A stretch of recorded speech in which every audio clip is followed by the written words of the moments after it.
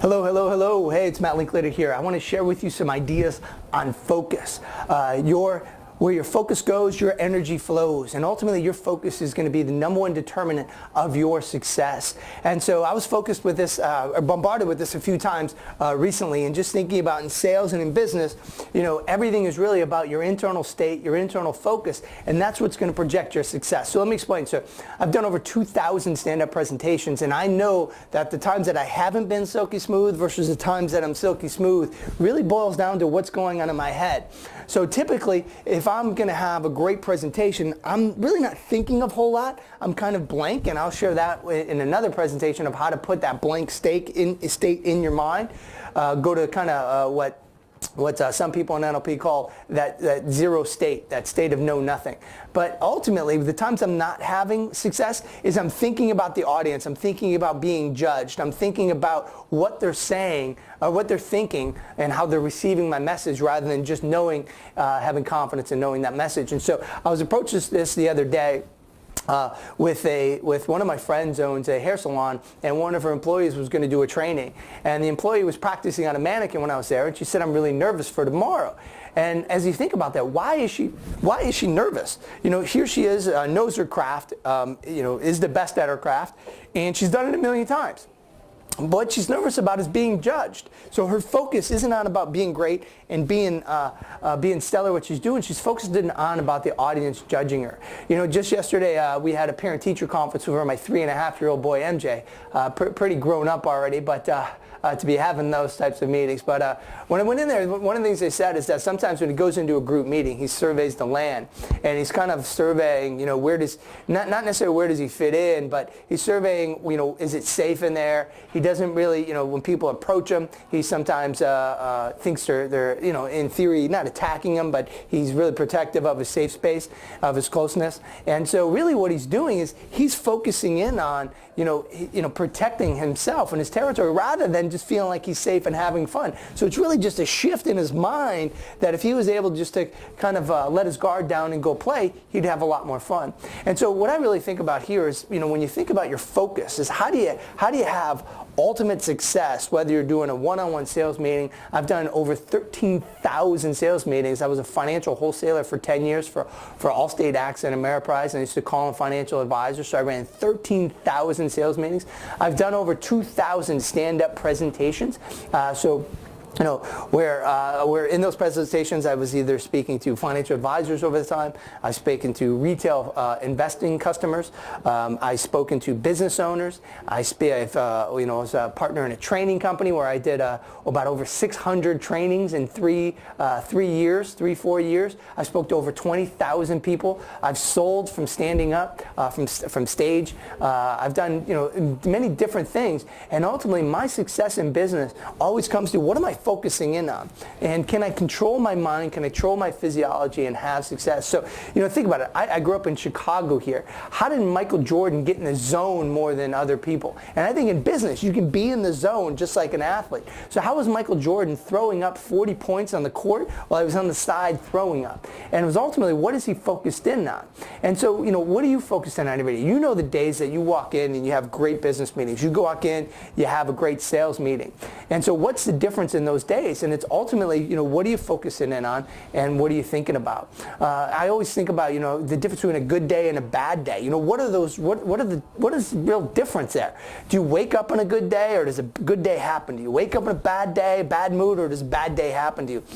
Think about it. You wake up and you have a bad day. You wake up, it's raining outside. You go get your latte, you spill it on your shirt, your tie, your blouse. You're going to work that day, and everybody's stupid, right? Or on the other side, you wake up and you have a great day.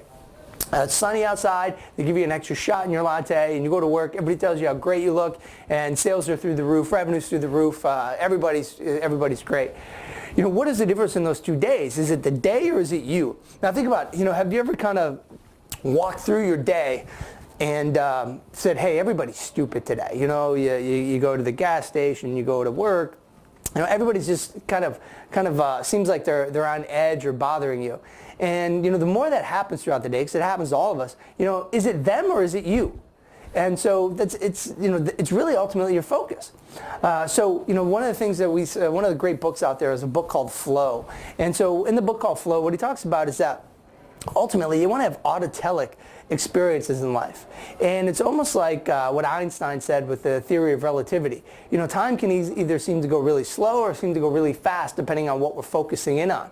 And so really, if you're focusing in on work and something that you love, the time can go by really fast. Now, I'm not a big proponent of saying, hey, you got to do everything you love in life. Now, certainly I try to delegate all the things that I don't love to do, but there are certain things that I'm just good at that I don't love to do that I have to do being a business owner. And so what he says, though, in this book, Flow, and this kind of derived also in neuro-linguistic programming to a degree, is that we're bombarded by 2 million bits of information every second. But we can only handle 134 bits of information every second. So let me put this in perspective. What are you focused in on? So have you ever bought a new car? So you buy a new car and you're excited to have it, you pull it off the lot, and then you see it everywhere. You realize, man, everybody has this car. I would have never thought that before I had it. It happened to me when I was 27. I bought a Nissan Murano. And here I was, single guy, 27, and pulled it off the lot, realized Nissan Murano is a soccer mom and soccer dad car. But hey, it was a great car. It was great for me being an outside salesperson, an external wholesaler in the financial world, so it worked out really well. But ultimately, we know that we're hit with a lot of information because those cars were there before. You were just focused on something else. And so really what it boils down to is our internal filters. We have internal filters that, to chunk them up, to use kind of 3 easy terms, is we delete, we distort, and generalize. So we delete a lot of information around us. Think about, have you ever been looking for your keys? So you're looking for your keys, you're like, honey, where are my keys? You can't find them. And then somebody just kind of gives them right in front of you, dummy. Or you've had this before. You're looking for your sunglasses, and they're on your head. And so somebody says, hey, your sunglasses are on your head. So we delete a lot of information around us. The other thing is we distort a lot of information around us. Have you ever went up to somebody and just said, hey, I think I know you? And after they turn around and you get a better view of their face, you realize you didn't know them, you turn beet red, and you walk away kind of defeated, right? So we distort. Or, have you ever been on in a situation with one of your good friends and you guys have two totally different views of that situation? It's because we distort the information quite drastically. One time I was driving, I was going to speak and I think it was Charlotte, North Carolina, and a gentleman came up to me, the doorman, was really excited to see me, and he said, hey, you were on the Steve Harvey show today. And I was like, no, I wasn't on a Steve Harvey show. And he's like, yeah, you're that drug addict that came back and made something of your life. And I was like, well, that's a good story, but it wasn't me. But so we distort a lot of information. The other thing is we generalize, and we generalize on the past. We generalize on our past. And so what that means is that we say this is the way things work for us. This is just the way it's going to be. And we repeat that same scenario over and over and over again. So I know this wouldn't happen to anybody watching this video, but people who go from job to job to job to job, and it's never their fault. It's always the SOB boss's fault that fires them. It's never their fault, but they go from job to job to job. Or the person goes from relationship to relationship to relationship. It's never their fault. It's they date crazy people. So we actually generalize on our past and carry those patterns out drastically into the future. And so when you think about sales or business, a lot of our same sales meetings we repeat. We might run 100 sales meetings in a year, but they're all the same because we repeat the same patterns, the same mistakes. We might run 13,000 sales meetings in our lifetime, but we repeat the same sales meeting over and over because we're generalizing on the past and keeping those patterns. So we're bombarded by these 2 million bits of information. We're deleting, we're distorting, and generalizing. We have 134 bits. So what we have is an internal state and physiology and representation that goes on in our head. So it's one of the things is, does a bad day externally happen to us? Or does a bad day internally, do we start with that and project that out? And it's kind of one of those things, what happens first, the chicken or the egg? And the only thing we can control is we sometimes can't control our environment. Now, you can control our environment. You should control who you hang around with and where you're hanging out and things like that. You shouldn't be out drinking at night and then expect success. I got you. But we can't really overly control some of the things that happen to us in life, some of the things that happen to us in business, some of the things that happen to us in sales. We can't overly control that, but what we can do is control the internal state, our internal focus, and what are we focusing in on. And it's kind of like focusing on that car. Is how do you set your reticulation activation system? That's the part of your brain that tells you what to pay attention to. So if you can set that, and all of a sudden you do that with a car, you buy a car and you see it everywhere, how do you set your internal state, your internal representation, so you're focusing in on just success? So you're focusing in on everything that you ultimately want in life rather than what you don't want. And so instead of thinking about how am I going to be judged or what's going to happen, is having confidence in the space of knowing your stuff and kind of rolling right through it. So how do you shift that? How do you shift and kind of at least set your internal state, set your internal representation? Because what's first, the chicken or the egg? The internal the internal state or the external environment, and they're going to kind of just keep revolving on each other. So the only thing you can really control is your mindset, your state, and your physiology. So let me explain a few things that helps me control my state, my mindset, and my physiology. First thing is I'll share with you some things that I think help me to start my day and go through the day. Is number one is I like to work out at 5 a.m. If I don't work out at 5 a.m., I say I'm going to work out later in the day. What happens is I start making excuses and then I never get to it. So if I work out at 5 a.m., boom, it energizes me and puts me in a great state and I'm ready to go for the day. If I don't work out, I just don't have that same energy, don't have that same type of physiology, don't have that same mindset. Because then, if I try to do it at the end of the day, I'm going to make excuses. Next, I like to meditate. If I can get 5-10 minutes of meditation, that's fantastic. And really, meditation is really just clearing my mind and separates me from the external world for 5 or 10 minutes. It helps me reset myself. Then I like my protein shake. I like having the same shake, the same green juice, the same green tea. I even eat the same lunch every day. And it's really because then I don't have to I can focus in on the things that are going to make me successful rather than deterring and wasting my energy on small decisions. So how do you set that, right? How do you put that in line for yourself? The other thing is, write down your top 10 goals.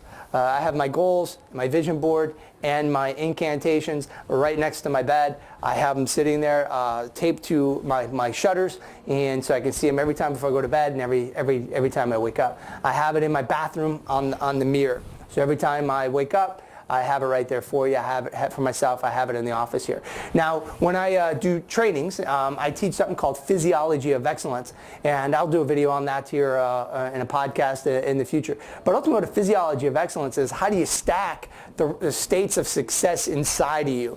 And so we talk about courage and commitment and clarity and comfort and things like that, to have that stacked inside you, so when you're in business, you're ready to roll. And think about states, right? So my little guys, we do one of two things in the morning.